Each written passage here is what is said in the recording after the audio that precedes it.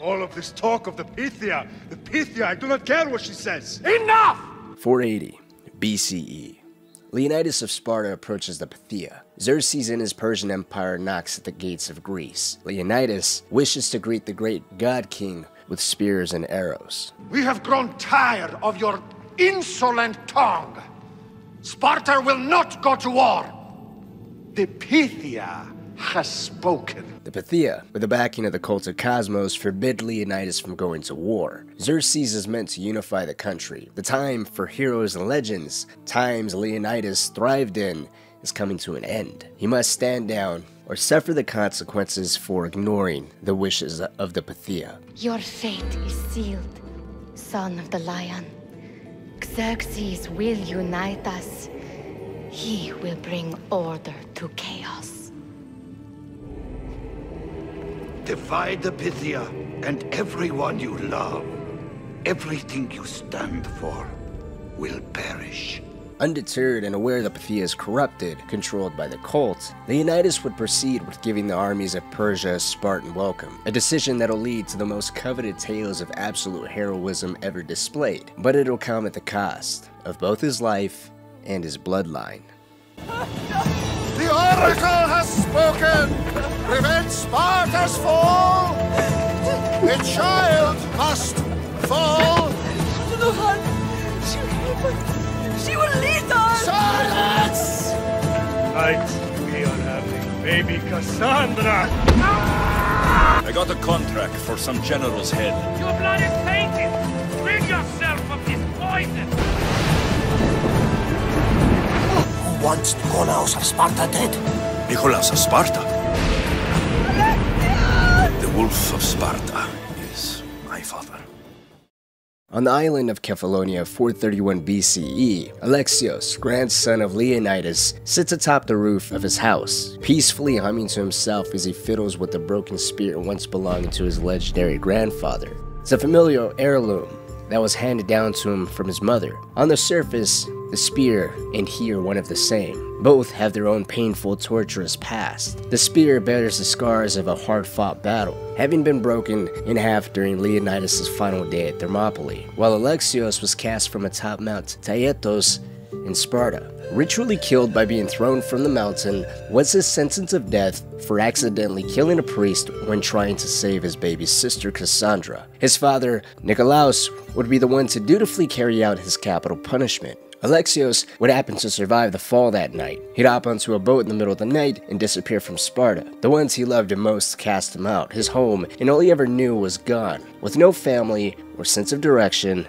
the ocean, illuminated only by the moonlight, would carry him many miles until he's caught in the middle of a thunderstorm, leading to his boat capsizing. Alexios would wash up on the shores of Kephallonia, where he would be greeted by who would become his lifelong friend and partner, Marcos. Marcos was a merchant who offered him shelter and food in exchange for running various errands for him around the island. It's a partnership Alexios was content with until, as he got older and realized the various schemes Marcos would get up to did nothing but agitate the locals on Kephallonia. The get-rich-quick schemes Marcos would frequently get up to would become a major factor in Alexios somewhat severing professional ties with him. While the pair would stay good friends, Marcos did save his life after all, which in turn would instill a level of gratitude that would forever stay with Alexios. Alexios would venture into his own line of work as a mystios or a mercenary for hire. Even with Alexios getting into a separate line of work completely independent, it was still difficult for him to be seen as something entirely separate from Marcos. The man had a knack for irritating the locals to no end, and Alexios was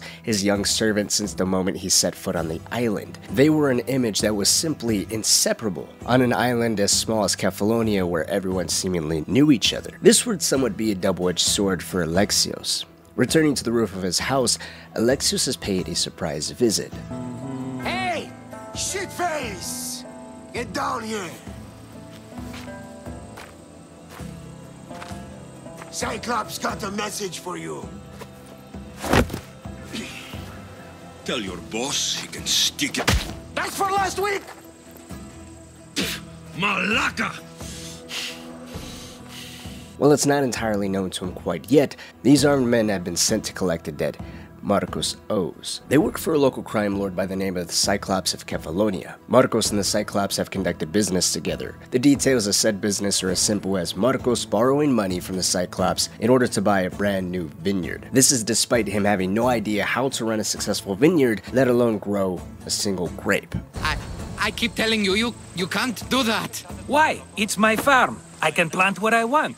The grapes will die here. Marcos still believed it was a successful business venture nonetheless, so he went ahead with it. Unfortunately for him, the vineyard has yet to yield any profit or grow a single grape, while the level of debt he was getting into was digging the hole he was in deeper by the day. A problem that only gets comically worse when you realize that he's lending money he doesn't have to other people. Along with the Cyclops, Marcos owed money to Alexios. But instead of paying Alexios, that money was loaned to a local merchant in Sami by the name of Duris. Duris? How stupid can you get? Stop giving him money. He always pays me back. After I threaten him. It's evident Marcos and Duris go back quite a ways. Alexios would set out to pay Duris his own visit, but before he could do that, another urgent matter demands his attention. Ah, Efterpi. There's plenty of wine left to buy. Don't fret.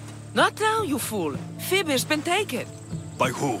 Thugs of the Cyclops. Who else? Snatched her right off the main road. We can't discuss the early days of Alexios on Kefalonia without mentioning Phoebe. She's a major story in Alexios' journey. The two of them have somewhat similar beginnings. Phoebe originally hailed from Athens but was placed on a boat and sent to Kefalonia. Her parents appear to have died under unknown circumstances, with her never actually meeting them. Phoebe would have no choice but to become a beggar in the streets of Sami until she was taken in by Alexios and Marcos. Not entirely different than how Marcos looked after Alexios as a child. Phoebe and Alexios over time would come to be quite close, with their beginnings on the island being very similar. Both were orphan children with nowhere to really go, and they both had to learn how to deal with Marcos. Phoebe and Alexios' bond would become so strong, in fact, that Phoebe would model her own aspirations and goals in the future off of Alexios. She would want to become her own feared Mystios. It was a hopeful end to what was a painful beginning for two of them that were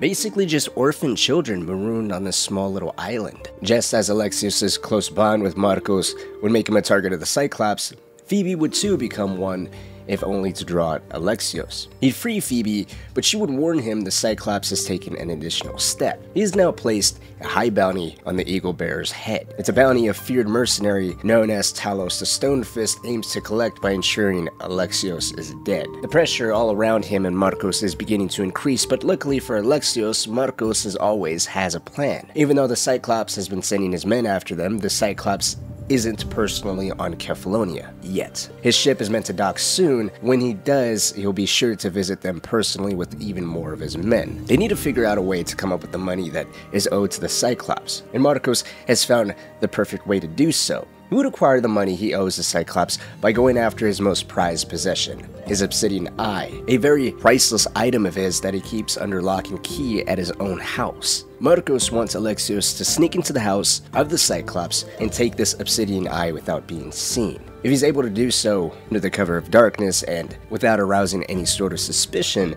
that'll buy them a little more time before the Cyclops comes after them. Besides, the man that's already hunting them actively wouldn't give them the space and time that they need once he discovers that his house has basically been robbed. Alexios managed to successfully take the eye and return to Marcos. Part 1 of his plan is now complete. Now they must wait until the perfect moment to sell the eye. They can't do it just yet since every merchant on the island knows exactly who that eye belongs to, and none of them would eagerly get on the bad side of the biggest criminal on the island, who now just so happened to have arrived sooner than expected. A beautiful ship has recently docked in the harbor. As Marcos says, it's one that's way too nice for this dirty little island.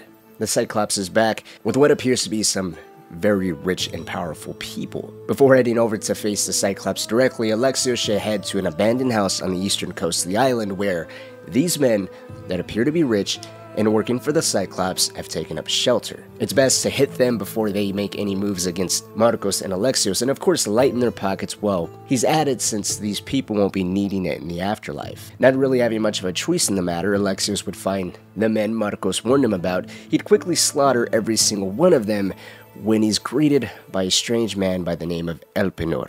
I'm Elpenor of Kira. Knowing you is in my best interest, and knowing me is in yours. Elpenor came to the island under the guise of looking for something, a prized possession of his stolen by bandits and taken to the local island of Ithaca. The item was Penelope's shroud. He wants to hire Alexios to retrieve the stolen item for him since the men he had employed to do that very task were all killed by Alexios. Of course, this was all a ploy in of itself. Elpenor was really on Kefalonia to locate Alexios. The job of acquiring Penelope's shroud simply served as a way to prove Alexios' efficiency, while somewhat gaining his trust as surface level as that really was. The real task that he had at hand was taking care of the Spartan general who was leading the Spartan forces against Athens and Megaris. Both Athens and Sparta were on the verge of plunging themselves into what is now known as the Peloponnesian War, and it was a war that was set to make Elpenor rich as he was supplying weapons to both the Spartans and the Athenians. But the Spartan general, known as the Wolf of Sparta, was a genius. Should he be allowed to live, it's believed Athens would be overtaken by Sparta within a month. If Alexios could take care of the Wolf of Sparta for him, he doubled the drachmae that he'd earned for locating Penelope's shroud. The promise of more money and adventure far beyond the shores of Kefalonia was enticing. It was an offer Alexios would agree to, but there was a slight problem. You'll need a boat. You have one, don't you? With a lucrative contract that would take him far from the island he's been stuck on for a handful of years now, Alexios had to secure a ship. He'd immediately set out to do so by paying a visit to Telemenes, the island's sole shipbuilder. Telemenes wouldn't sell him his ship. Instead, he would point Alexios in the direction of the Cyclops. Not only would he remind him the Cyclops is after Alexios and Markos, but the Cyclops' ship is also docked in Kleptis Bay. Now would be the time to end the threat of the Cyclops once and for all, while securing his own passage off of the island. Alexios would make his way to Kleptis Bay at what would be the perfect moment. The Cyclops, in a fit of rage, was drowning a man by the name of Varnabas for calling him Cyclops. No one on this island is allowed to say that word! Did he say Cyclops? Did it hurt your feelings? I don't like it when people call me that! I didn't. To further mock him, Alexios would shove his prized obsidian eye up the ass of a goat, prompting the Cyclops to attack. Alexios would swiftly kill the Cyclops, all his men, and save Varnabas. Now was the time to solidify partnership. Varnabas was a captain of his own ship and crew, and since Alexios had saved his life, he was indebted to the Eagle Bearer, who informed his new captain that he accepted a contract that'll take them to Megaris. Apprehensive at the thought of sailing straight into a war, Varnabas would learn Alexios accepted taking the head of the Wolf of Sparta. Varnabas will be the one to reveal the true identity of the Wolf of Sparta to be Nikolaos, Alexios' father. This was beyond a lot to take in. Alexios had grown up really only knowing the island of Kefalonia all of his life. To not only be handed a contract taking him off the island that he practically grew up on, an impressive adventure alone, but to sail in the middle of treacherous hostile waters to kill his father who he hasn't seen in many years, one could only imagine the whirlwind of emotions he must have immediately been struck with, only to repress them to learn how to properly run a ship, which was a much more pressing matter. The Athenians held a tight blockade over Megaris, and if Alexios had any hope in order to even touch down on Megaris, let alone make contact with the Wolf of Sparta, he must first learn how to navigate the waters of this new world that he found himself in. After some time of getting familiar with his ship and crew and recruiting a brand new captain, he'd smash through the Athenian line and establish a small foothold for himself near the Spartan camp. He'd immediately make contact with Stentor. Stentor is the second in command of the Spartan forces here, and he thanks Alexios for destroying the Athenian blockade. You destroyed the Athenian blockade. Sparta owes you thanks. Diki has blessed you, my friend. You arrived in time to watch my pater achieve a glorious victory. While the success he had with getting rid of the Athenian fleet earned him a warm welcome with Stentor, he's still far from being allowed to actually meet with the Wolf, who Stentor casually reveals to be his father. Not too long after both Alexios and Cassandra were thrown from atop of Mount Taygetos, Nikolaos adopted Stentor to continue on with his legacy. Now, since this is somewhat an RPG, you could reveal to be Nikolaos' child or not to Stentor. Either way, the main purpose of this interaction is twofold. First, it establishes the relationship Stentor has with both Nikolaos and Alexios. As the story goes on, Stentor would be more akin to a jealous little brother pining for his father's attention and approval. You kind of get that feeling here, but it's elaborated on much later into the game's narrative, with him starting to become more and more hostile towards Alexios for both stealing his Spartan glory and taking away his beloved father. The other that this meeting establishes is Alexios pledging his sword to Sparta in order to win Megaris for the Spartans and thus allowing him to meet with Nikolaos. Here is where the tale of the famous Misthios known as the Eagle Bearer begins to expand far beyond just the local villages on the isolated island of Kephallonia. Alexios would proceed to weaken the Athenian presence on Megaris by going after the war supplies and the nation's treasury that was locked away within a local fortress. Then he would go a step further by killing the Athenian leader. This would completely strip the Athenians of both their means and their will to wage a successful war against Sparta, allowing the Spartans to almost completely take Megaris unopposed. With the Athenian leader dead, their army's supplies to both field and pay their men destroyed, now was a time for a final assault against what remained of the weakened Athenian forces. Alexios would regroup with Stentor to sound the horns of battle together. And so, for the first time, Alexios with his newly discovered half-brother would shed blood side by side in honor of their father. The day would be swiftly carried away as a Spartan victory. Megaris was Sparta's. Now with the Athenians removed and Alexios' loyalty to Sparta proven, the wolf requests a private meeting with the Misthios Eagle-Bearer for a show of gratitude. As Alexios ascends up the hill his father is waiting for him atop of, the air is thick, his mind clouded with uncertainty. What to say, what to do. The last time he's seen this man was when he threw him to his death. He was sent here to kill that same man, but at the end of the day, it is his father, the man who raised him and trained him to help win today's battle. When he finally enters Nikolaos' presence, all logic gives way to the emotions and flood of questions he's held on to for so many years. Here, Pater. It's been a long time. Impossible. I saw you fall. I didn't fall.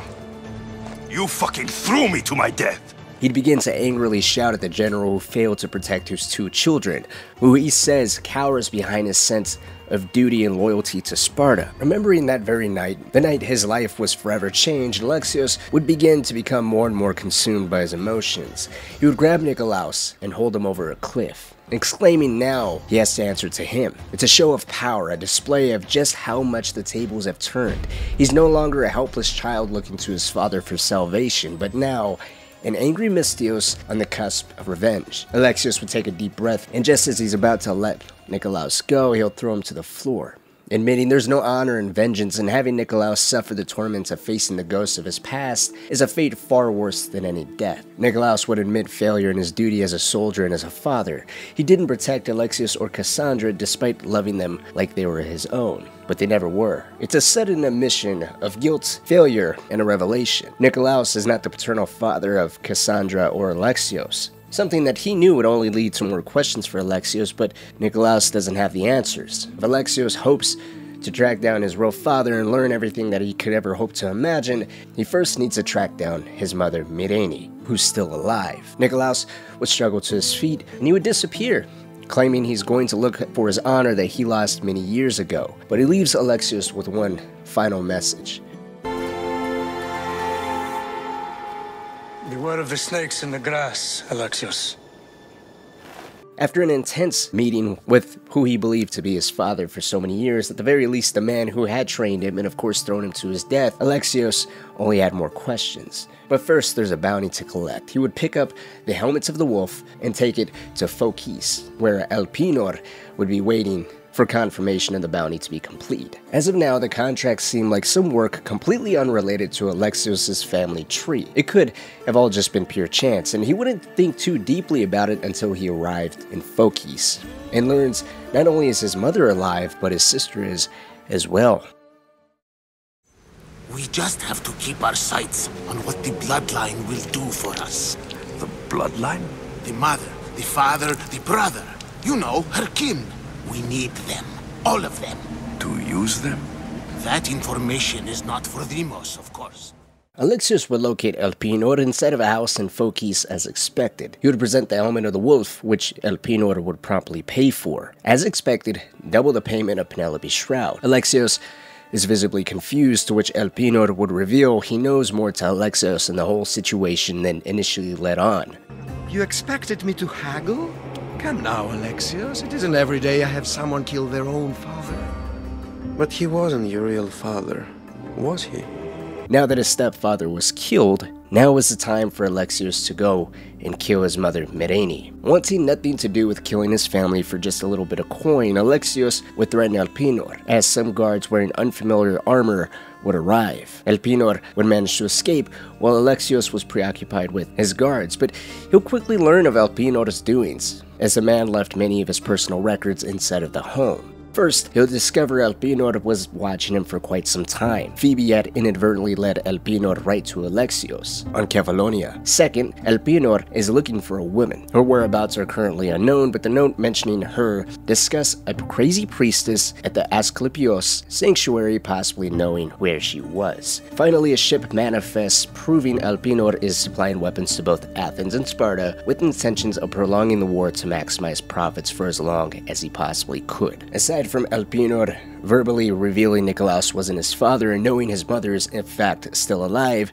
the note found discussing the crazy priestess of the Asclepios is a telling clue. The crazy priestess that's mentioned would later be revealed to be a woman by the name of Chrysis. She, in the past, had some business with Myrene after Alexios and Cassandra's fall. Chrysis would be vital in Cassandra becoming Deimos. It's a rabbit hole that'll only get much deeper as Alexios begins to dig. But for now, there was the matter of killing the snake Elpenor. Alexios would find him cowering in a cave guarded by more men with the strange armor.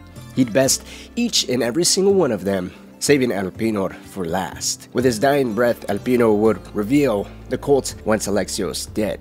Elpenor was the only reason he was allowed to even leave Kefalonia to begin with. And in this moment, Alexios would angrily demand what cult, which feels a little off. Technically, you can go to speak to the Oracle of Delphi before killing Elpenor, and if you do it in that order, the Oracle would reveal the cult to be named the Cult of Cosmos. They pay her well to make sure whenever someone asks her on matters of politics or war, she supplies them with the answers the cult wants them to hear. She's keenly aware of who Alexios is and is afraid to be caught with him as the cult wants him dead. She informs him that the visions that she is supplied with comes from an artifact beneath the Temple of Apollo that reveals only what the gods should know. This is of course a piece of Eden within the cult's possession. If Alexios wants to learn who the cultists are and what they're up to, he must first obtain a mask and a cloak to be granted access to their secret chamber. Luckily, both of these, along with a shard for the Isu pyramid, was all found on Elpenor's lifeless body. Alexios would don on the cloak and enter their chamber pretending to be one of them.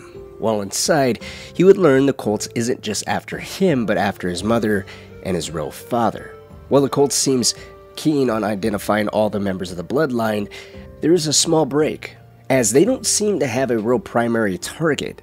Some favor going after the mother, whose identity they know, even if they don't know where exactly she is, while the father is unknown in both location and by name. Some even favor taking out Pericles first and taking Athens. Whatever the next primary goal is, it's apparent Alexios, his mother, and father are all hunted with the cult's weapon. A person known as Deimos is intentionally being kept in the dark of the cult's need for her kin.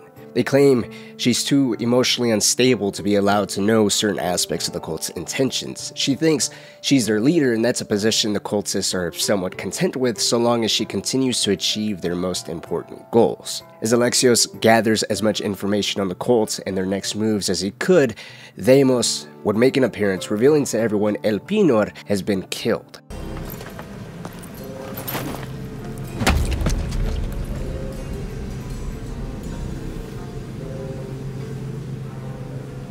Elpenor is dead. One of you is a traitor. Someone in this very room is a traitor. Deimos is of course Cassandra, Alexios' long-lost baby sister who he tried to save. But in the process of saving her, he bumped into the priest holding her, causing him and her to be knocked from the cliff and earning Alexios' death sentence. Cassandra would go about the room instructing the cultists to walk up and touch the Isu pyramid as she does, to allow her to gain access to their memories and thus revealing the traitor's identity to her. When she eventually calls upon Alexios, she would become spooked by Alexios' memories of being thrown from atop of Mount Taygetos.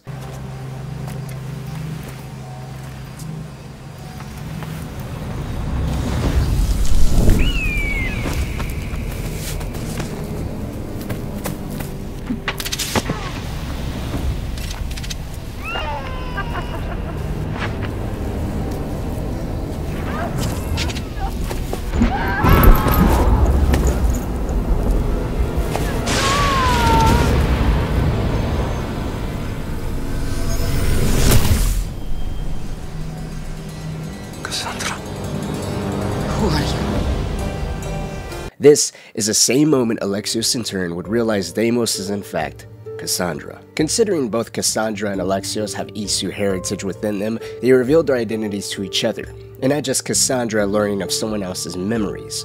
All this time, Alexios believed his sister to be dead is now standing right in front of him. But before either one of them can really get a chance to fully process what they saw, Deimos angrily demands Alexios to leave. She would then proceed to violently attack the next cultist member, claiming they were the traitor. In actuality, she gave in to a fit of rage, possibly re-experiencing all the pain and torment of her childhood. The abandonment, the rejection, the subjugation that she was forced to endure at the hands of Chrysis all came violently to the surface. Alexios would regroup with Herodotus and inform him the cults control everything. They're after him, his mother, and are using his sister as a great warrior. Herodotus wouldn't exactly share in Alexios' despair. Alternatively, he'd propose to Alexios to meet with Pericles in Athens. If anyone was to help him locate his mother, it would be Pericles and the many contacts he would have at his famous symposium in Athens. Herodotus would convince Alexios to journey to Athens after they both learn a little bit more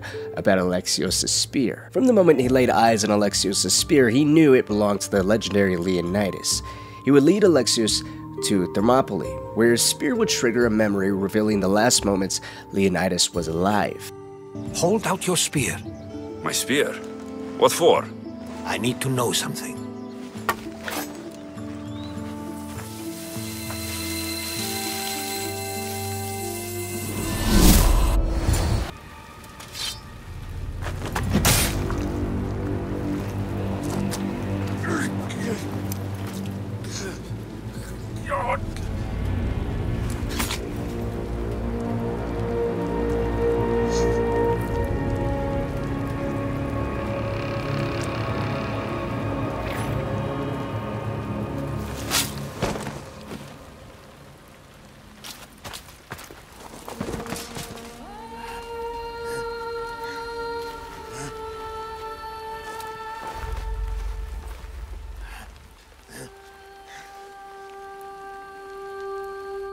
This triggered a little more curiosity within Herodotus. He would share of strange structures on the island of Andros, mysterious shapes carved in stone. In his travels, he heard rumors of a civilization that came before. He believes the structures found on Andros and Leonidas' spear are all connected. He would take Alexios to Athens after they visit Andros together. Of course, all of this is in fact very much connected. The strange structures he refers to are remnants of Isu technology. Leonidas' spear itself is an Isu artifact, while Alexios and his whole bloodline are Isu descendants. Andros would serve as a point where Alexios could imbue his spear with the power of artifact shards taken from the cultist members he kills, hence unlocking his more godlike or superhuman abilities. It's while on Andros, Deimos would track Alexios down and reveal his blood is precisely why the cult wants them. Deimos is viewed as a god in their eyes, according to her. And if that's the case, Alexios too has the blood of gods within him, and so he's a threat. In actuality, right now, the cult want to be able to control their bloodline. Myrrine is targeted, but their hope is they could control her. If not, then they'll kill her. Alexios may have been seen as a threat all along, with him written off as dead, until Elpinor attempted to control him as the cult controlled Deimos. But when Elpinor was killed by him, it's possible Alexios was just deemed far more trouble than he was actually worth. The cult had it bad enough with the volatile nature of Deimos, there's no reason to add to it by having another one of him, or her. Whatever the case, Deimos had no plans for a family reunion. She was a god, and she'll track her mother down before Alexios would ever get the chance to. And she would make sure Myrrine's throat would come to know the ice-cold feeling of the steel blade running along her throat, just as Pericles of Athens would. And so it was a race against the clock to try to hunt down his mother before the cult get a chance to. And that's how Alexios found himself in Athens. We must not become divided! We are divided! And the Spartans are winning! Act, Pericles, or I will! The city was already in the middle of a war with Sparta, but it was also suffering some strong political unrest. The people were divided between the continued leadership of Pericles and his rival Cleon. Pericles was getting much of his influence challenged, spearheaded by his opponent who aimed to take control over Athens himself. Cleon is also one of the unknown members of the cult who has been promised control over Athens, but that will become a major role in the city and its fate much later. For now, if Alexios hopes to land a seat at Pericles' symposium, he must first help those closest to Pericles. Since the city has started to seemingly turn against him, his closest colleagues have found themselves targets as well. Alexios would dutifully carry out these tasks asked of him, starting with saving the politician Metiochos from a failed assassination attempt. Then, he would escort the sculptor Phidias to the island of Seriphos. And finally, he would help Pericles' close friend Anaxagoras get exiled from Athens for his own personal safety. To the people of Athens, the writing was on the wall for Pericles. But those more keenly familiar with Pericles and the close relationships he has, Pericles' own actions or lack thereof, such as not coming to the rescue of Anaxagoras, only brought more questions than answers. Not one for the politics of Athens, for Alexios, this was all a means to an end. The end being an invitation to meet with the most brilliant minds Athens has to offer, so that hopefully one of them could shed some light on where exactly his mother went after that night in Sparta many years ago, and possibly where she could be here and now. The symposium itself would be open to Alexios after completing the 3 previously mentioned tasks for Pericles, and Alexios would be provided a wealth of tips on where to go, as well as introducing Alexios to Aspasia. Aspasia not only hired Phoebe, elevating Alexios' Kephalonian apprentice to the heights of Athenian society, but Aspasia herself went to great lengths to cover up Alexios' aid with Sparta back in Megaris. Technically, as far as the war was concerned, while he did take out the Wolf of Sparta, seemingly he did win Megaris for Sparta. Nonetheless, Aspasia was keenly aware of who Alexios was and his lineage to both Myrene and Deimos. Aspasia too would help provide Alexios with a general direction to head into in order to find his mother. All the tips Alexios collects from these brilliant minds at the symposium go as follows. Alcibiades mentions if the woman Alexios is looking for is smart, she's earned her independence just as Aspasia did. The smartest and most resourceful women he has ever met were all in Corinthia. He advises Alexios to head there and to look for a woman by the name of Anthusa. No one gets in or out of the city without her knowledge, and she could be of immense use when it comes to tracking down Myrene. Euripides, on the other hand, shares the tales of Spartan mothers heading to the sanctuary in Argolis, begging for the divine pity of Asclepios. But due to a priestess being the very reason why Myrene would even leave Sparta to begin with, it's possible that she wouldn't head to Argolis for the priestess's help, but to seek the help of a physician called Hippocrates. He's the best of the best, and if Myrene went there, Euripides has no doubt Hippocrates would have lent a hand. Aspasia lastly would share of a woman by the name of Xenia. She mentions when she last spoke to her, she was in Chaos, with Xenia being an admiral of sorts, basically a pirate. If Myrene was hopping from ship to ship or getting around, then Xenia of all people should have a general idea of where she went or who she is. After everything, she wants Alexios to return here and share everything he's learned on where his mother went, so that the two of them can track her down together. So with 3 new leads to follow up on, Alexios would bid Phoebe another heartfelt farewell and sail to see even more of the Greek world. A world and wealth of history that was previously far beyond his reach when he was trapped on Kephallonia. Now, with the mission of finding his mother on his mind, the sole goal of not only filling the void that has been eating at him since his childhood, but the urgency to find her before Deimos and the cult does, would drive him to not only realize just how deep-seated the cult is everywhere he goes, but the cult had it out for him and his family long before he was ever thrown from atop that mountain. That fall was devastating. My baby! My baby!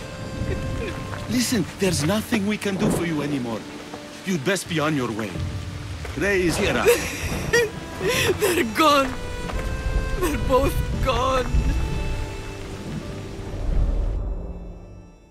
Tracking Mereni's movement down could be quite confusing from a player's perspective. We are given agency in which lead to pursue first, so let's track Mereni's movement down from her perspective. When Cassandra was thrown from atop Mount Tayetos, Mereni would go and retrieve her body. While badly injured, Cassandra did initially survive this fall. There was no sign of Alexios' body at that time, so from Mereni's perspective, Cassandra could possibly be saved while there was no hope for Alexios, who was already dead. Mereni would take Cassandra to Argolis to receive medical treatment from Hippocrates. At that point in time, Hippocrates was but a young physician, lacking the medical expertise that he's now known for today, so he would instead direct her to the priest of the sanctuary of Asclepios. The head priest, Medon, would receive her and Cassandra, doing all that he could to save the baby. But Cassandra was in a bad state. She was barely recognizable and struggling to breathe. He prayed over her, but it was all in vain, as he claims there wasn't anything he can do to save her. Heartbroken, Mereni would leave Cassandra at the altar of Apollo, where Croesus would swoop in and kidnap the baby and raise the child for the cult. Now, every priest at the sanctuary of Asclepios was actually under the dominion of Croesus. She was aware Cassandra would live, and she instructed Medon to tell Mereni there was nothing he could do. Convincing this poor mother her child was ultimately dead, she then would ignorantly leave her at the altar of Apollo for the gods, but there was no god coming to this baby's salvation. Croesus would raise Cassandra. She would distort Cassandra's vision of the world, teaching her life is nothing but pain and misery. She was abandoned as a child and thrown from that mountain by her loved ones, completely omitting that this was a decree by the Oracle of Delphi, essentially the cult's doing from the very beginning. Cassandra would be violently tortured day after day by Croesus, leading to her being almost completely devoid of any emotion besides anger and a burning rage. Croesus, afraid the truth of Cassandra and Mereni would ever come to light, would then turn to Medon and force him to cut out his own tongue, ensuring the truth would never come to light. Medon would do so in a show of loyalty to Croesus, but Alexios, many years later, while tracking down his mother, would put it all together. Alexios would eventually kill Croesus, freeing the priests and the sanctuary from her and the cult's corruption. I am not your child. I will find my mother, and we will be together again. I will make this right. This is for my mother and every family you destroyed.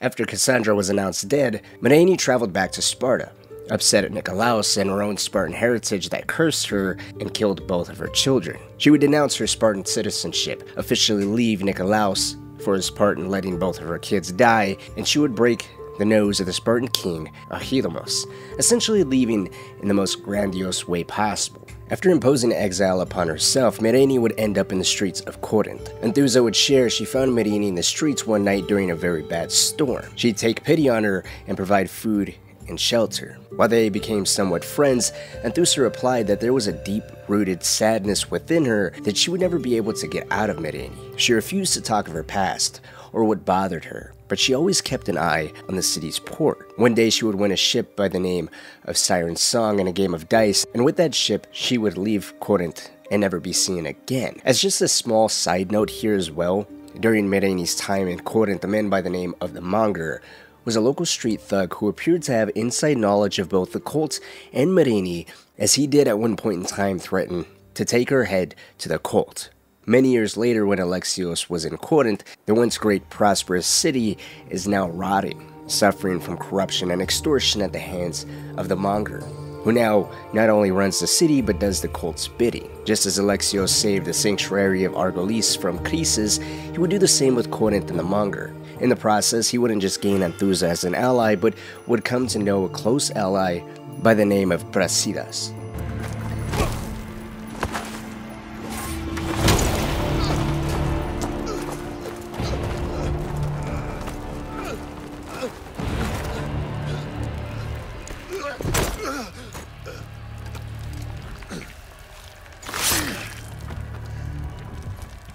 Come and get it.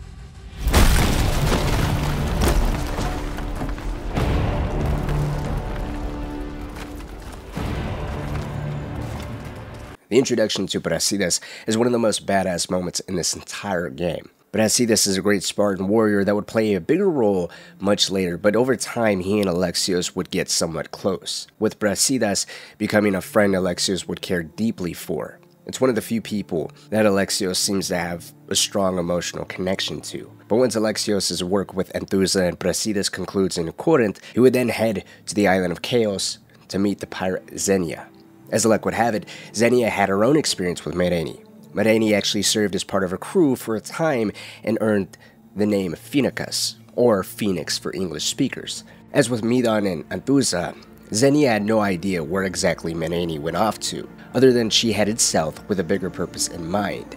As she put it, the woman got lost in the politics of war and was a waste of a perfectly good pirate. With all leads followed up on, Alexios would now return to Athens to inform Aspasia of his findings. Now, Assassin's Creed Odyssey takes place roughly over the span of a decade, so Alexios' time tracking down these 3 leads is roughly a year, give or take, historically speaking.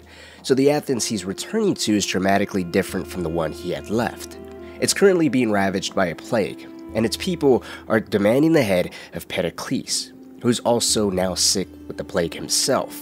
Aspasia is fearful for the well-being of Pericles, so while she asks Alexios to check up on him, she would send Phoebe to go and inform the ferryman to prepare a ship so they could all leave Athens together.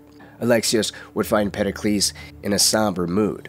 He's turned away the help of Hippocrates and accepts his fate.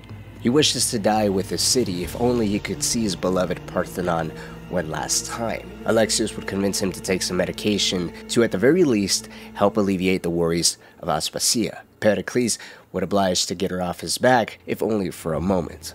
Retiring with the small success of Pericles taking some form of help to improve his health, Alexios would return to Aspasia, who would inform him that Phoebe hasn't returned and is beginning to worry her. She would send Alexios to the house of the ferryman to see what has happened to Phoebe. When Alexios arrives, there's no good news. He would find the ferryman's house has been completely ransacked, with the ferryman himself massacred in such a way to seemingly convey a warning. Worried that this is the handiwork of Deimos, Alexios wouldn't be given enough time to properly process everything when he hears the screams of what sounds like Phoebe nearby. She had been cornered by the guards of the cult, and while Alexios did his best to get to her as fast as he could, it was too late. Phoebe had been killed by the cult's guards.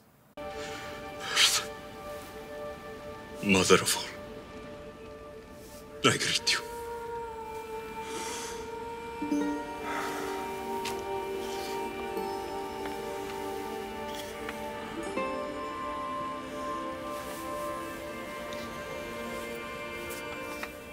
Alexios is completely devastated. Stricken by grief and remorse, tragedy finds yet another way to make its way into his life and take another one of the closest people to him. In this moment of utter pain, Alexios would lash out at Socrates, who quickly informs him now Pericles is missing. Alexios! Are you alright? I need to speak to Aspasia. We must find Pericles first. He's missing. I don't fucking care!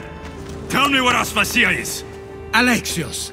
Phoebe may have been killed, but from his perspective, it's absolutely paramount Pericles is found. Initially, Alexios had no desire to find a man on his deathbed and took insult to Socrates' lack of sympathy. He wanted nothing more than to continue to mourn his friend. However, logic would quickly take over, and he would gather his composure and head to the Parthenon, where he would inform Aspasia of Phoebe's fate. There would be a moment where Aspasia would be taken back by this horrible news, but this time, both her and Alexios are interrupted by the scream of Pericles. I'm going to destroy everything you ever created.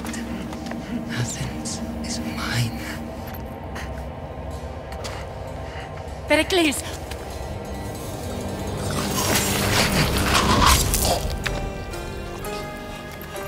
Deimos had managed to reach him while Alexios was out trying to find Phoebe. Athens is slowly dying from the plague, it's on life support, and now Pericles is slain. Cleon, with a cult's weapon, Deimos is allowed free reign of the city that only continues to be more and more hostile to them by the minute. All Alexios and Aspasia can do is seek refuge on his ship and sail far away from this now hostile Athens. Once the two of them are safely outside the harbors of Athens, Alexios would finally be allowed to share with Aspasia the clues he's collected on Myrene. two of which would prove to be absolutely vital in pointing them in the right direction. Those clues being the name of Myreni's ship, known as the Siren Song, and her moniker of Phoenicus. According to Aspasia, she's heard rumors of Phoenicus docking on the island of Naxos, and so that's where the two of them would head next.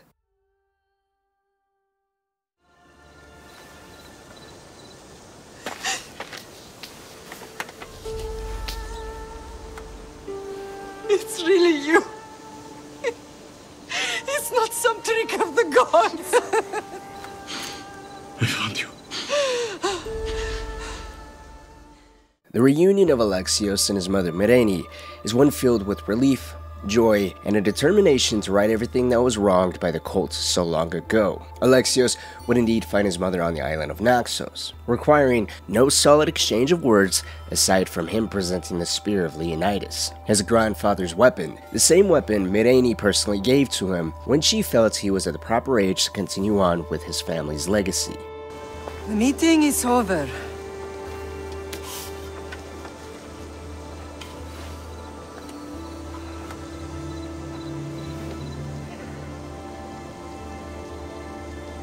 Alexios. How?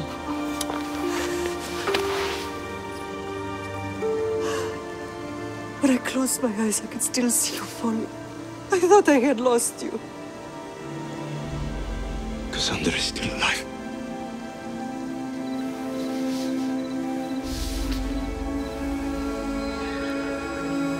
I have her, don't they?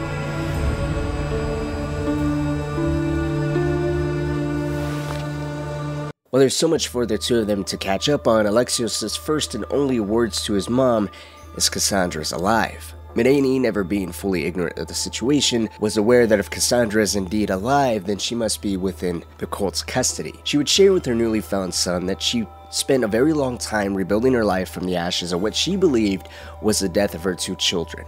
Now that they were both alive, she promises to never give up on the both of them ever again.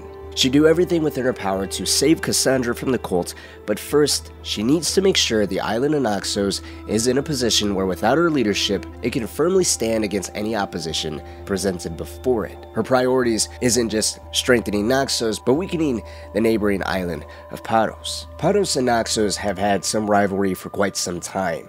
Recently, Paros appears to have no interest in continuing to share in the marble trade with Naxos. Instead, Paros, formerly ruled by Naxos, wants to be in control of Naxos, completely turning the dynamic of power between the two islands. While Naxos was more than capable of holding out against a increasingly hostile Paros, this confined rivalry between the two islands immediately escalated when Paros made the decision to seek out an alliance with Athens. Naxos doesn't have the manpower or resources on its own to withstand an Athens-backed Paros, so Myreni sought out an alliance with Sparta, thus bringing the two tiny islands into a full-scale war. Now I want to point out, while Alexios saw how necessary the alliance with Sparta was for the survival of Naxos ultimately was, the time on Naxos reveals all the anger and resentment Alexios holds towards Sparta. At one point, he even claims Sparta's corrupt and has no desire to go back. He would question Myreni's own feelings towards the nation that basically killed her two children and forced her to exile herself. How can you say that after all Sparta has done to you? They tore apart our family. They welcomed the cult with open arms. Why do you keep saying they? I am still Spartan. And so are you. Are you really? I have responsibilities here. Paros needs to be stopped. But then, yes, I will go back. But Myreni never holds any resentment back towards Sparta. In fact, she takes pride in her heritage and misses her home dearly. The time on Naxos is short, but it was certainly vital in Myreni helping Alexios understand the difference between Sparta and the part of the cult within Sparta claiming to work for Sparta's best interests. Had it not been for her, who knows if he would have ever returned. but the idea of returning there was far off. First, Alexios would have to locate some assassins hiding out on Naxos sent by Paros to kill Myrrine. He would be instructed to do so and to bring back any type of evidence to present to the people of Naxos that Paros was behind a plot to kill Myrrine. Alexios would find this evidence in the form of drachmi that the assassins had been paid with that have the official stamp of Paros on them. Along with this, he would find a note written in some type of code that he couldn't figure out. Luckily, Aspasia knew exactly how to decode this. According to her, it was a dialect that the cult used to communicate with each other. And while the money had the seal of Paros stamped on it, confirming the drachmi did in fact come from Paros, the note to kill Myrrine didn't come from Paros. The note actually came from a king in Sparta. It's this information that'll trigger Alexios' outburst against Sparta, claiming Sparta's always been corrupted and ruled by the cult. As shown, Myrrine would disagree, but whatever the case, Sparta would have to wait. Right now, they need to focus on giving Paros its final blow. They need to bait Paros to throw its entire fleet of ships into open water, allowing Naxos with the help of Alexios to destroy the ships once and for all, ripping the teeth of the Paros war machine while solidifying the future of Naxos and clearing the way for Myrrine and Alexios to leave in one clean blow. Of course, Alexios would achieve this with little issue whatsoever. Silanus Eperos, the cult member in the region, would be killed, weakening the cult's position here, while pushing the Athenian forces, whatever small amount they may have been, far away from the shores of Naxos, securing the tiny island's future. Now, content with the current position Naxos is in, Myrrine can make proper preparations to sail back to Sparta, having not been there since she believed her 2 children were killed. She would instruct Alexios to meet her there after he goes and finds his real father. Hello?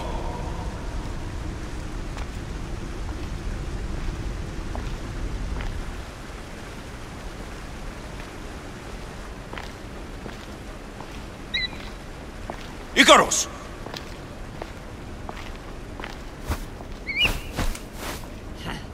Traitor. Greetings, Alexios. Welcome to Atlantis. Atlantis? Impossible. I thought it was just a myth. There are many secrets in this world that are hidden behind myth and legend. And who are you? My name is Pythagoras. I'm your father. The identity of Alexios' real father would turn out to be Pythagoras.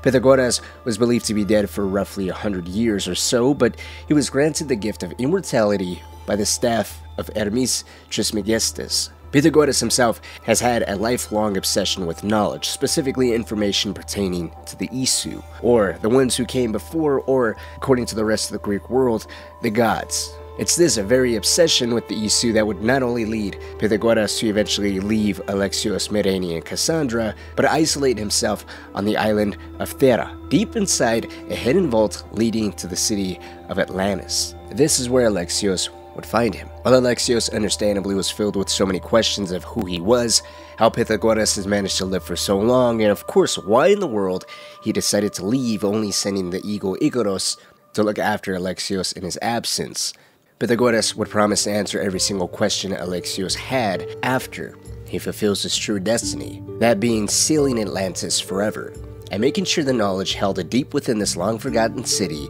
is kept out of the hands of the cult of Cosmos. Pythagoras' research has led him only so far. Currently, he's locked out of making any more progress, requiring 4 artifacts to unlock mechanisms within the chamber's pillars. These artifacts are of course pieces of Eden that are known to corrupt people and transform them into mythical creatures. This is how Alexios comes to fight Medusa,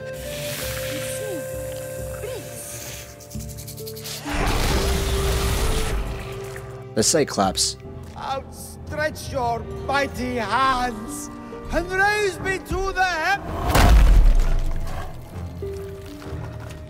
the Minotaur,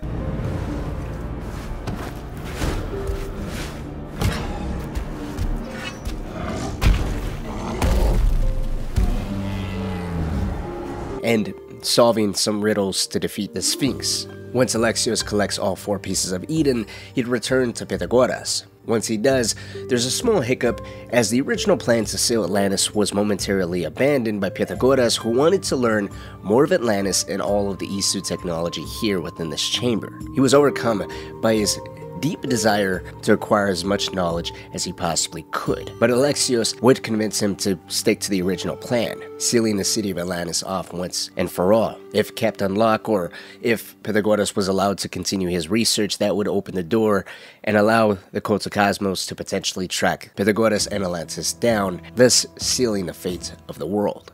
Seeing the logic within this, Pythagoras would agree, and would inform Alexios the way to seal off the city is by using the staff of Hermes. He'd hand it over to his son, and in doing so, not only would Alexios become the keeper of the staff, granting immortality, but that in turn would cost Pythagoras his immortality, and so his father would die there in his arms. From itself. This is your burden now. Humanity's fate will be decided by the choices you make. I understand. Alexios, choose wisely.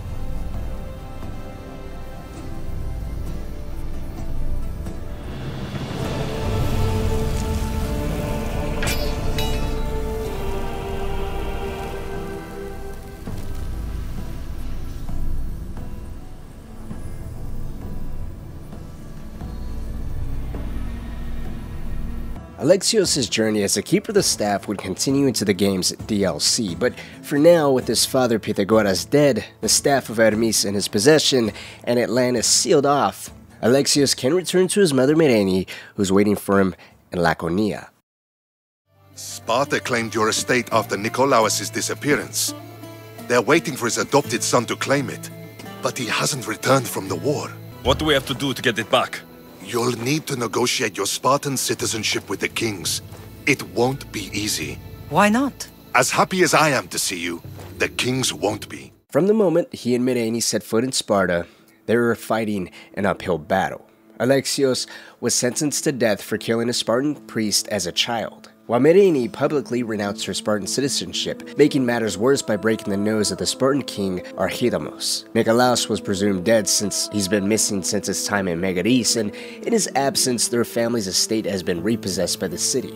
If Alexios and Myrene have any hope to take back their old home, they need to first figure out a way to get their old Spartan citizenship back. Luckily for them, they had an ally in Brasidas. Brasidas would enlighten them on the current situation within Sparta. The city has been having trouble. Spartan warriors have been supplying weapons to the Helots, putting the city on the verge of a very dangerous revolt. If Myrene and Alexios were to gain any sort of favor coming before the kings of Sparta, even if it was under the good intentions of both securing their former Spartan citizenship and rid Sparta of the corruption of the cults, they must first deal with the rebellion brewing. Despite Alexios putting down the treacherous soldiers and Brasidas vouching for him in front of both Spartan kings, claiming not only did he just save Sparta from a deep-rooted rebellion, but he even secured the territory of Corinth for Sparta.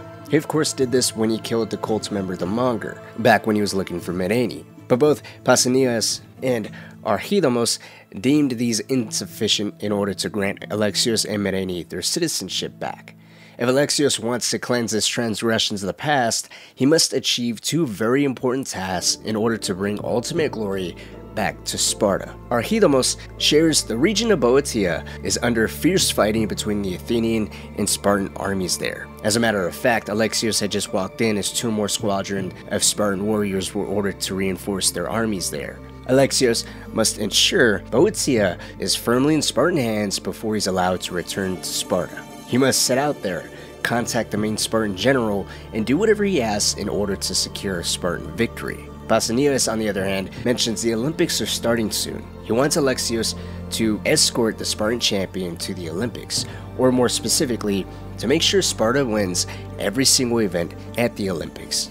And so, in order to be viewed as a real Spartan once again, Alexios must win the Olympics and win a war. While Alexios sets out to achieve an Olympian victory, Myrene and Brasidas would set sail for the region of Arcadia. Brasidas was sent there in order to protect Sparta's interest, while Myrene received word of another cult member hiding out in the area. It's a lead she must follow up on if her and Alexios are to make any headway in identifying which of the two Spartan kings, if not both of them, are working for the cult. Medeni instructs Alexios that once he's done in Elis and Boeotia, to meet with her in Brasidas and Arcadia, so that way the three of them can regroup and reassess the clues that they gathered on which, if not both, Spartan kings are corrupt. This is yet another moment where the player can decide to head to the Olympics or deal with the war in Boeotia first.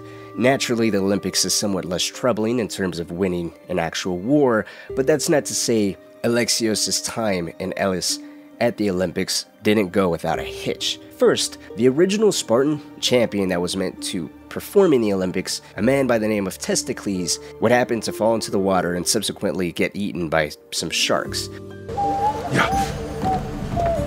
Yunus. Come here. Gives us a hug.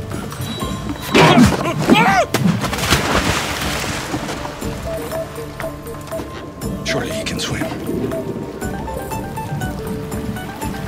Alexios would then have no other choice and become the Spartan champion.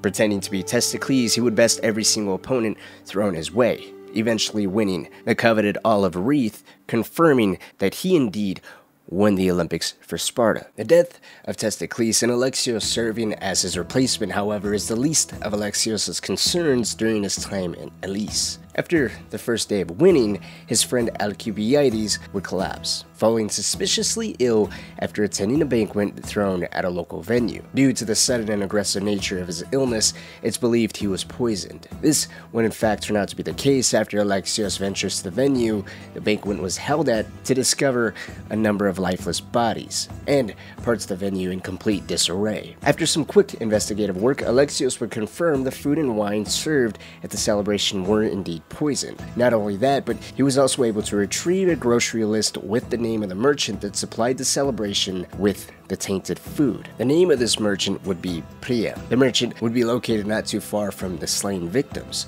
According to him, he was instructed by a man to contaminate the food and wine, but he wasn't aware it would kill those that ingested the contaminated items. He was under the assumption the man just wanted to fix a race, not actually kill anyone. Concerned with finding a cure, and of course, the man responsible, Priam would reveal both. Callias is the man responsible for the poisoning of Alcibiades and everyone who attended the celebration earlier that day. Callias publicly is one of the esteemed judges of the Pancration or in the Olympics, and if Alexios hopes to secure an antidote for Alcibiades, it's locked away inside a local fortress, requiring him to break in and steal it undetected should he wish to save his friend. Yet another moment where the cult appears to have every corner of the Greek world under its control.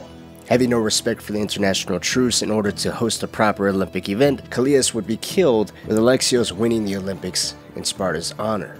Now, an Olympic champion, Alexios can set his sights on Boeotia, where he would set out to make contact with the head of the Spartan forces there. To his absolute shock, the man in charge of the Spartan army here was none other than Stentor. Looking for... You! Stentor?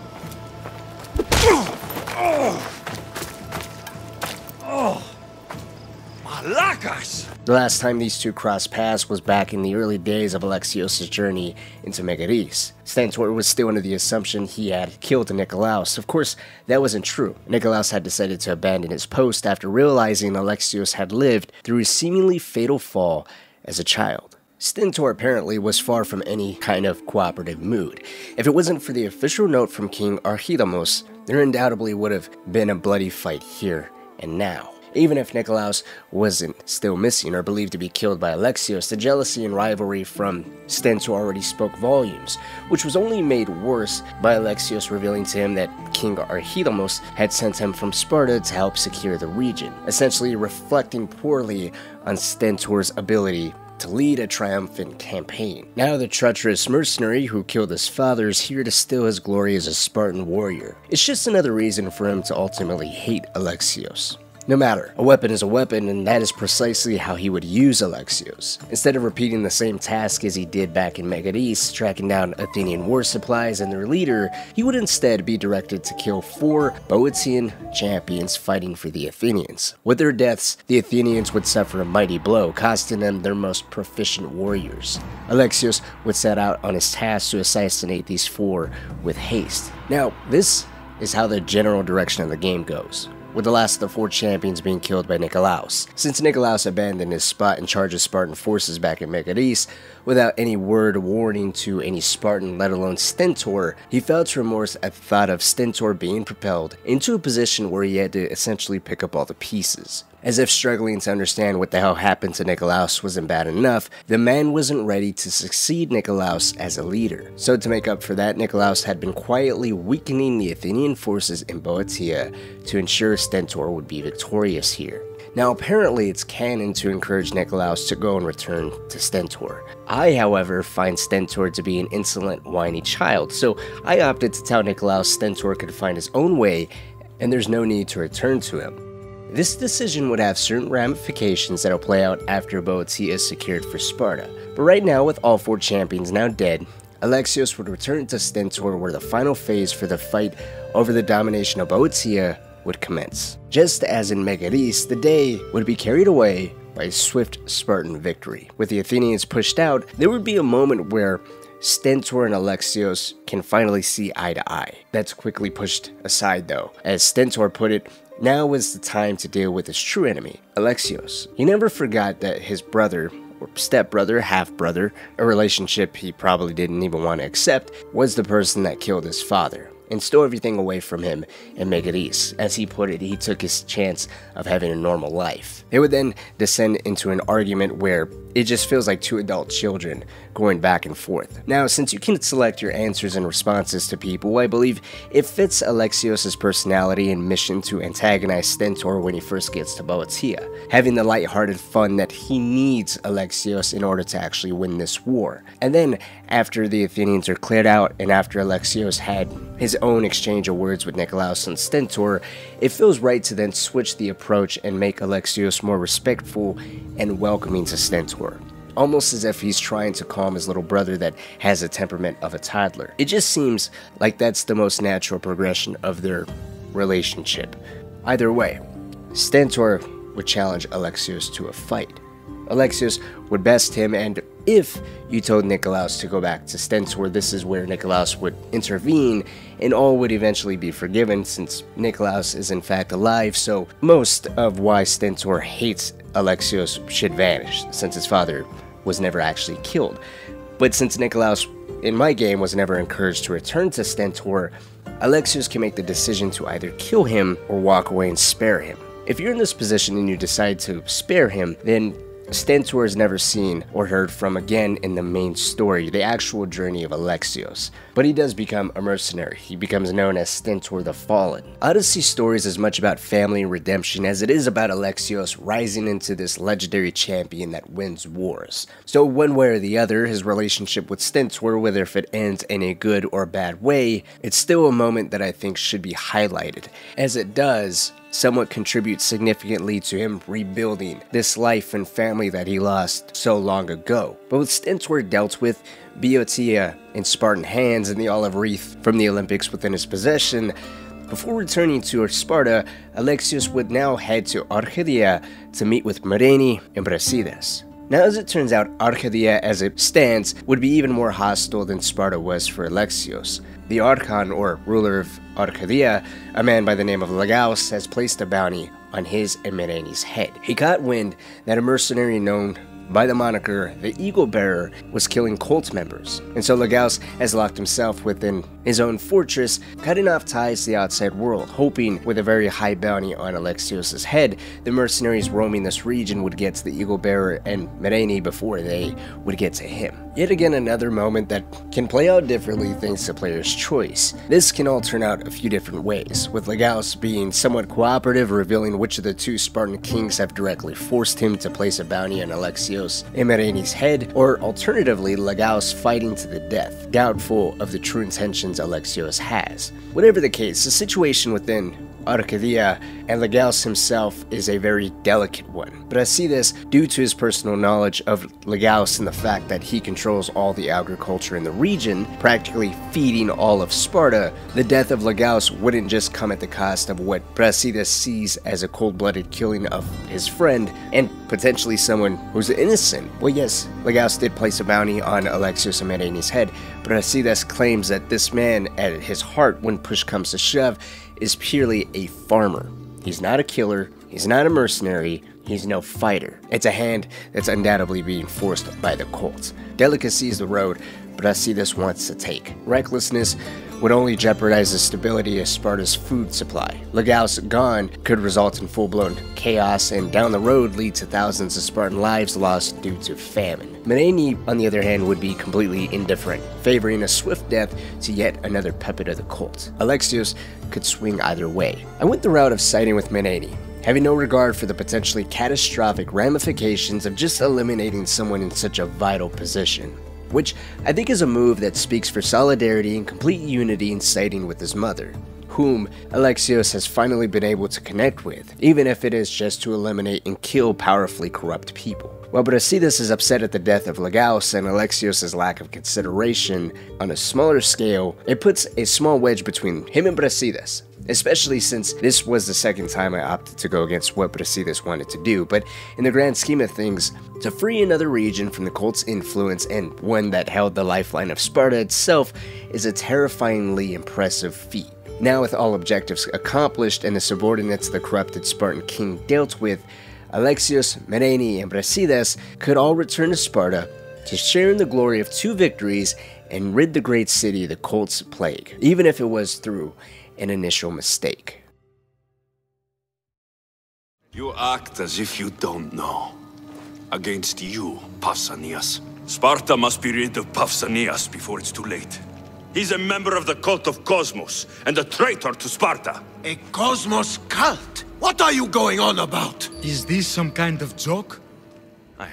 While you are supposed to find adequate evidence to shed light on which Spartan king is the one working for the cult, which would turn out to be Pausanias, should you take it upon yourself to just accuse one of the kings of treason without sufficient evidence, the kings would completely revoke Alexios and Mereni's Spartan citizenship and even exile the both of them. Alexios specifically received special treatment, ruling that the Kreptia should hunt him down for the rest of his days. As Alexios is being dragged out from the throne room, Pausanias would reveal himself to Alexios, exposing not only has he been working for the cult, but he was there in Delphi all that time ago when Alexios snuck into the lair of the serpent, back when he was trying to get a better understanding of who the cult of Cosmos was and what exactly they were looking for.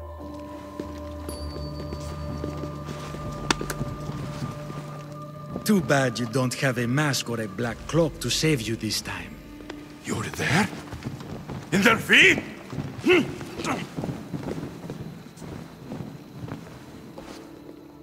With Pausanias now revealed to be the cult's king, Alexios would set out to do what he does best, killing Pausanias and finding a document on his body to return to Archidamos as proof Pausanias was in fact working against Sparta's interest. The document in question was very detailed and accurate information on Sparta's plans for the future and the milestones it has achieved to get to the point it is at now. This would be enough for King Archidamos to not only reinstate Mereni and Alexios' Spartan citizenship, but they're also allowed to reclaim their home. Yet another victory for the Eagle Bearer in the quest to rebuild his family and home before it was all taken away from him. While he and his mother Mereni retired to their now reclaimed family estate, there's a moment where they're allowed to reminisce, enjoying each other's company as they did so many years ago before their family fell apart.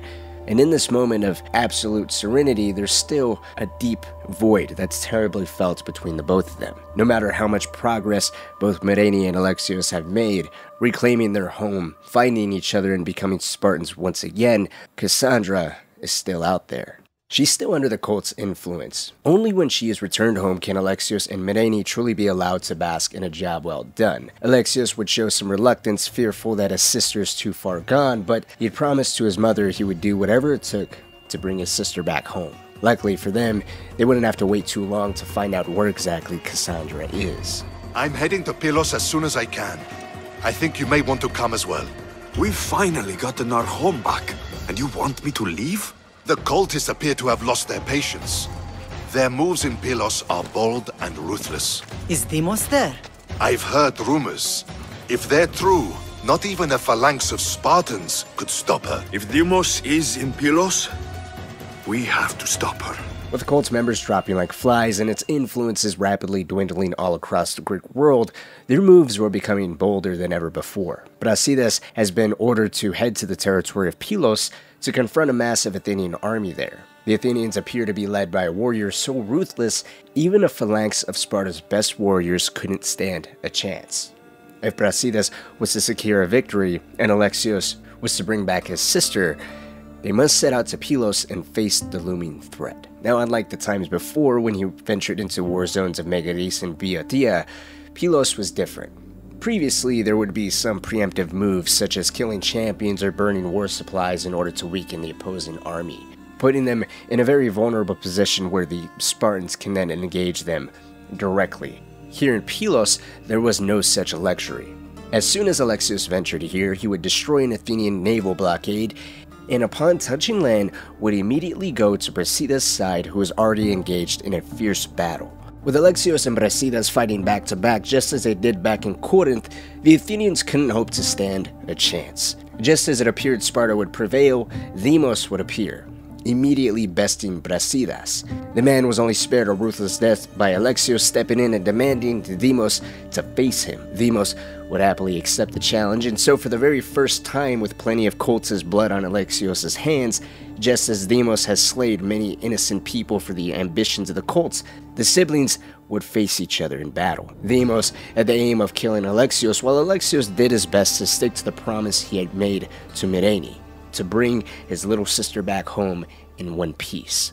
During this interaction, there isn't much exchange of words between the siblings. They're more engulfed in putting the other one down, or at least Alexios attempting to reason with Deimos, who is trying to kill him. In the few words that are shared, I think provides enough of a small glimpse into Deimos as the warrior, as the cultist's weapon, lacking any desire to connect with them on an emotional or personal level. Alexios would share he found their mother, to which Deimos callously responds with, "They've been reunited to only be separated once again." She would leap in an attempt to engage Alexios in yet another fight, but she would be taken out by the trunk of a tree. Despite Deimos being completely brainwashed by the cult and wanting nothing to do with the family that basically threw her away, at least that's the belief that she's been under this entire time, Alexios would stand there and try his best to save his little sister who's trapped under a burning trunk of a tree.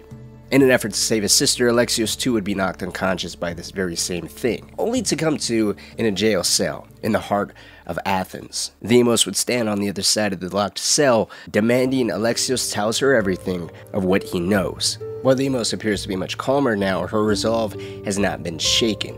She's of the firm belief she's the cultist champion. She's given them everything they have ever asked for.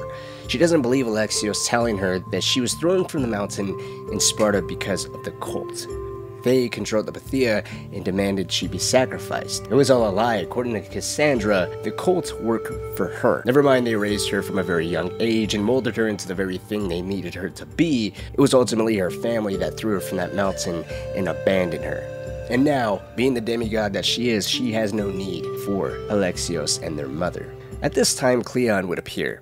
With his appearance, the dynamic between Cleon and Cassandra becomes a little more apparent to her. He would inform her she had no business here with Alexios. Her taking the initiative to come see him wasn't a move she was at will to make. Cassandra's demeanor here was visibly changed, whether by sheer denial of what Alexios says, of who's really in charge between the cultists and her, or maybe she could have been aware of it all along, just refusing to accept that she's really just being used by them. Whatever the case, it's clear she's the subordinate here. Cleon would instruct her to leave.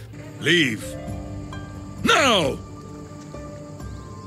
This was not your action to take, girl. Do whatever you want with him. I intend to. Now go.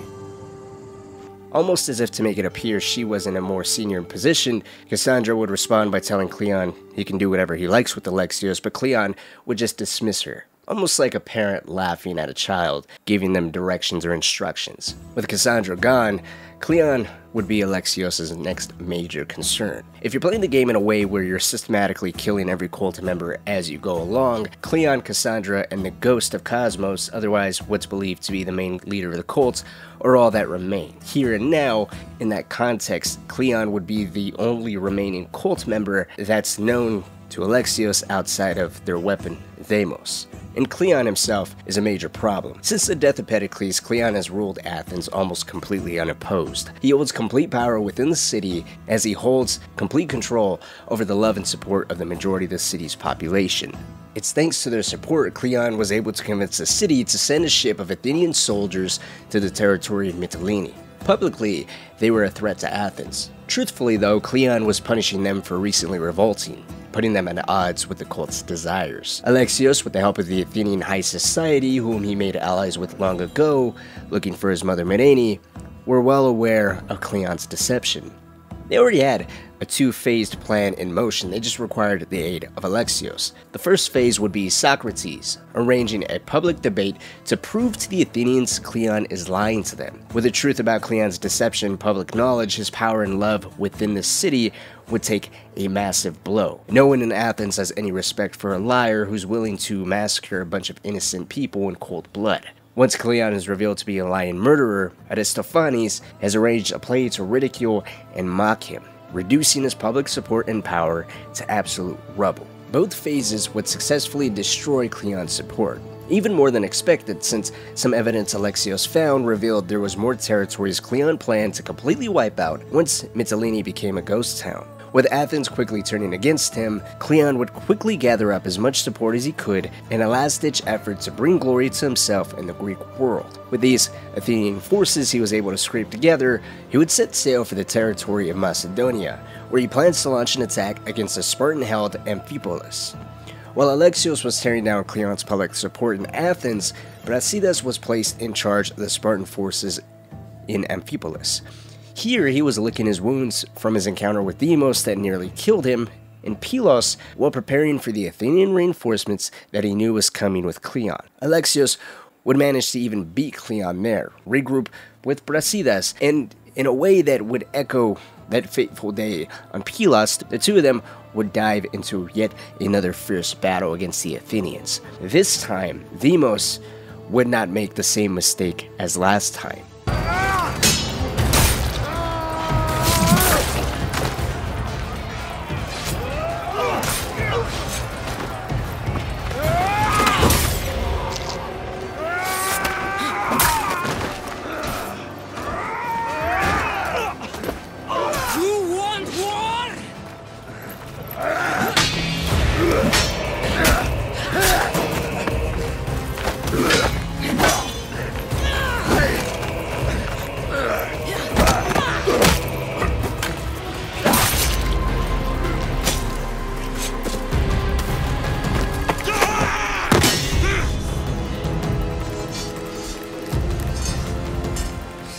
Everything so personally. Shit!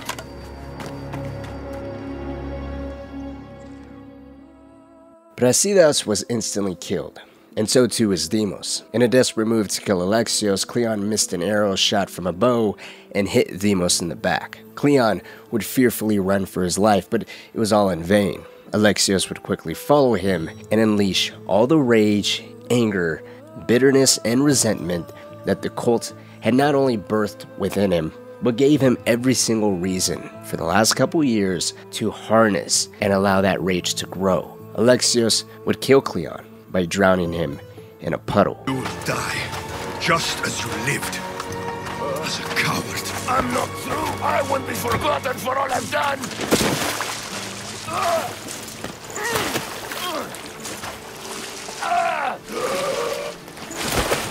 You're not worth the memory.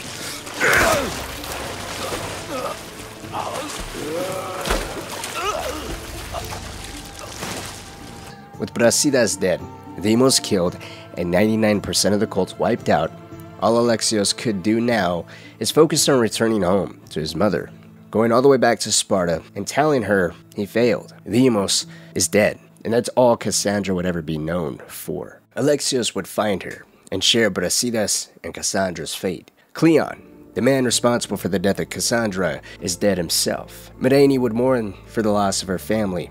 Everyone has been taken from her, save Alexios. While Alexios is ready to take a moment to finally stop running, he would confide in his mother that he wants to return to Mount Taygetos. He spent so much of his time running from his past, hunting those down responsible for all this pain and torment. Now is the time to bring it all to an end. The pair would head to Mount Taygetos together, where none other than Deimos herself would be there waiting. I'm the chosen one! I'm the one with a destiny! I will bring order to this world! And you know the best way to kill a weed is at the root. Cassandra! It's a heavy exchange. This is the first time Cassandra and Myrrine actually see each other. Through it all, Cassandra is still dedicated to the cult. While Myrrine attempts to plead with her, calling her Cassandra, saying that that is her birth name that her and her father gave her, Cassandra explains that that name means nothing to her. She's Deimos. The cult is her family and the battlefield is her home. She's the chosen one with the destiny. Alexios is a weed. He's a weed that has aimed to choke every single thing that she's planted, and she's here to deal with this weed at the root, and that's killing Myrrine. Now, canonically speaking, the position of Deimos and the Eagle Bearer are actually flipped. Cassandra is supposed to be the Eagle Bearer, while Alexios is supposed to be Deimos. And the official story is everyone within this family is supposed to stay alive. Stentor, Nikolaos, Myrrine, and the Eagle Bearer, with Deimos being killed. However, I made the poor judgment of sending Myrrine to go and embrace Cassandra in a hug, hoping it'll melt her cold heart, but it instead resulted in Myrrine actually being killed. He thinks we all have Cassandra.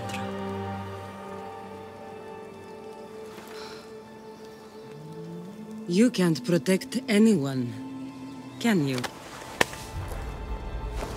Maybe we both should have died here that day.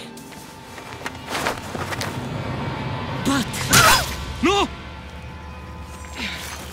The gods are cruel. It's a brutal kill too. Just moments before this, Alexios, in the very same fashion, when he first reunited with Myrrine, presented the spear Leonidas to Cassandra, refusing to fight her, saying this is the heirloom of your grandfather, to then have Myrrine run over and embrace her, saying she's home now. It's a false moment of security. Cassandra would kill Myrrine. Alexios would then turn around and kill Cassandra, and having a final moment with his mother.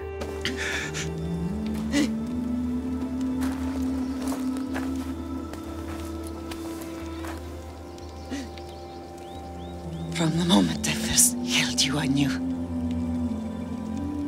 You are sent by the gods to protect this world.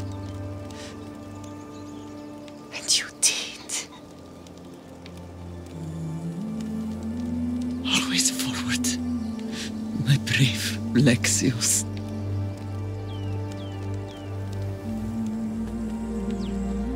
On the same mountain where he lost his family when he was a child, on the same mountain where he condemned himself to death trying to save his little baby sister, is the same mountain he lost his family again.